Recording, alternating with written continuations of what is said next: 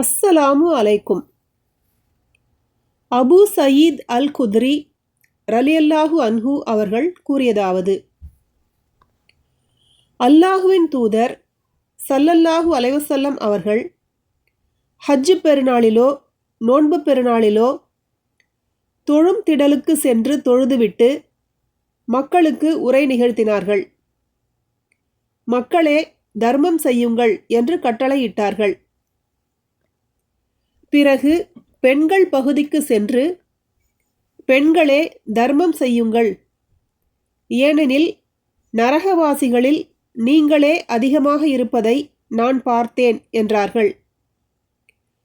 அல்லாஹுவின் தூதரே, ஏன் இந்நிலை என பெண்கள் கேட்டதும், நீங்கள் அதிகமாக சபிக்கிறீர்கள், கணவனுக்கு மாறு செய்கிறீர்கள், பெண் குலமே, உறுதி வாய்ந்த அறிவுடைய ஆண்மகனின் அறிவை கூட மழுங்கடிப்பவர்களாக அறிவிலும் மார்க்கத்திலும் குறைபாடுள்ள உங்களைப் போன்று வேறு யாரையும் நான் பார்த்ததில்லை என்றார்கள்.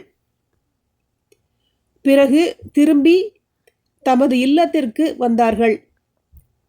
அங்கு இப்னு மசூதின் மனைவி ஸைனப் ரலியல்லாஹு அன்ஹா அவர்கள் வந்து வீட்டினுள் வர அனுமதி கோரினார். அல்லாஹுவின் தூதரே, ஸைனப் வந்திருக்கிறார் என்று கூறப்பட்டது. எந்த ஸைனப் என நபி ஸல்லல்லாஹு அலைஹி வஸல்லம் அவர்கள் வினவ, இப்னு மசூதின் மனைவி ஸைனப் என்று கூறப்பட்டது. அவருக்கு அனுமதி வழங்குங்கள் என்று நபி ஸல்லல்லாஹு அலைஹி வஸல்லம் அவர்கள் கூறியதும் அனுமதி வழங்கப்பட்டது. அவர் வந்ததும், அல்லாஹுவின் தூதரே, தர்மம் செய்யுமாறு இன்று நீங்கள் கட்டளையிட்டீர்கள். என்னிடம் எனக்கு சொந்தமான ஒரு நகை இருக்கிறது. அதை தர்மம் செய்ய நான் நாடினேன். என் கணவர் இப்னு மசூத் தாமும் தம் குழந்தைகளுமே அதை பெறுவதற்கு அதிக உரிமை படைத்தவர்கள் என கூறுகிறார். என்ன செய்ய என்று கேட்டார்.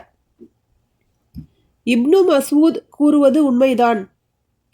உன் கணவரும் உன் குழந்தைகளுமே உனது தர்மத்தை பெறுவதற்கு அதிக உரிமை படைத்தவர்கள் என நபி ஸல்லல்லாஹு அலைஹி வஸல்லம் அவர்கள் கூறினார்கள்.